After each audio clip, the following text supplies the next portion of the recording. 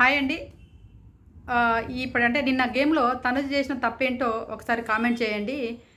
నేను తనుజ చేసిన తప్పు గురించి చెప్పబోయే ముందు ప్లీజ్ దయచేసి నా ఛానల్ ఫస్ట్ టైం చూసినట్లయితే లైక్ చేయండి, షేర్ చేయండి, నచ్చితే సబ్స్క్రైబ్ చేసుకోండి.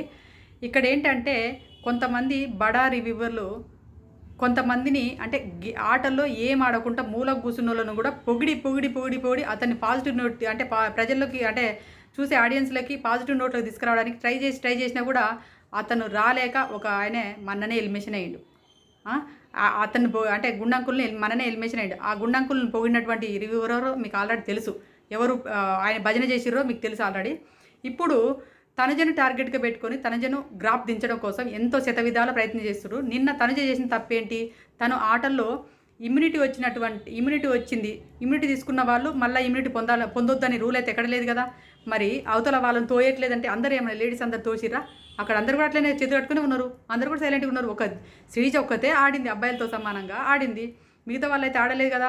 అదేవిధంగా తనకు ఇమ్యూనిటీ ఉందని చెప్పేసి అక్కడ ఎవరికి సుమన్ శెట్టికి ఇమ్యూనిటీ ఉందని చెప్పేసి సుమన్ శెట్టి ముందు వాళ్ళు తోసేసినప్పుడు తనజుడు కూడా తోసేయాల్సింది. తోసేయకుండా ఉన్నటువంటి అబ్బాయిలది తప్పు. కానీ ఆ అమ్మాయిది ఎట్ట తప్పు? ఆ అమ్మాయి నిలబడింది, ఇట్లా వేసుకుంది, చిర్రెత్తుతంది చూస్తా అంటే ఏం చేస్తుంది? అంటే తోసేయి ముందు కురుతుందా? ఇప్పుడు మానిటర్గా ఉన్నప్పుడు మానిటర్ ఎందుకు వదులుకున్నావు అమ్మని నాగార్జున గారు ప్రశ్నించినప్పుడు నీకు ఇమ్యూనిటీ కోసం నువ్వు ఎందుకు పోరాడలేదమ్మా, ఎందుకు కింద దూకేసినావు, ఎందుకు దిగివేసినావు, వాళ్ళు దిగమంటే నువ్వు దిగుతావా అని అడుగుతాడు రేపు నాగార్జున గారు. వచ్చినప్పుడు ఆ అమ్మాయి ఏం సమాధానం చెప్తుంది?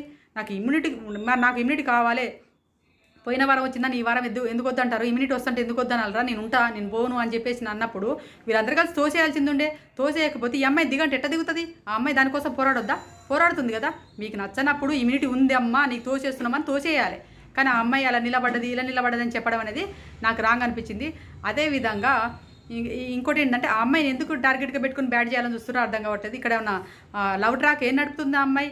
ఇంకా కళ్యాణ్కి చెప్తుంది, అరే ఇక్కడ ఇది శాశ్వతం కాదురా, ఇలా ఉండాలి అలా ఉండాలని చెప్తుంది. కళ్యాణ్ ఇంకా పులిగోర కలపడానికి ట్రై చేస్తున్నాడు. ఆ అమ్మాయి కాఫీ ఇచ్చినని చెప్పేసి ఆ అమ్మాయి పక్కన కూర్చోలేదని చెప్పేసి అడగడము, ఆ అమ్మాయి నాతో వెళ్తున్నవారా, బజ్జుకుంటున్నవారా, పండుకుంటవారా, ఇలా అని అడగడము ఎంతవరకు కరెక్ట్ అనేది మీరే ఆలోచించుకోండి. ఇక్కడ కళ్యాణ్కు ఇప్పుడు ఉన్నటువంటి గ్రాఫ్, ఆయన ఆట ఆడుతున్నాడు, గ్రాఫ్ పెరుగుతుంది.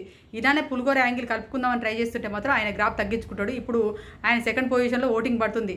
ఆ అమ్మాయి తనుజకు తను ఏమంటారు ఆల్రెడీ సీరియల్ ఆడియన్సే కానీ, సీరియల్ ఫాలోవర్సే కానీ, తర్వాత బయట చూసే ఆడియన్సే కానీ, నార్మల్ న్యూట్రల్ ఆడియన్సే కానీ ఆ అమ్మాయి కనెక్ట్ అయ్యారు. ఎందుకంటే ఆ అమ్మాయి అందరిలాగా కాకుండా కొంచెం న్యూట్రల్గా చూసినప్పుడు ఆ అమ్మాయిలో వేరే ఏదో యాంగిల్ కనబడుతుంది కాబట్టి ఆ అమ్మాయికి ఓటింగ్ బ్యాంక్ పెరుగుతుంది. ఆ అమ్మాయిని తగ్గించిన కోసం శతవిధాల ప్రయత్నం చేస్తున్నారు టాప్ రివ్యూవర్లు. ఇది కరెక్ట్ కాదని నేను అంటున్నాను. మీకు కూడా ఇలా అనిపిస్తే మాత్రం కామెంట్ చేయండి.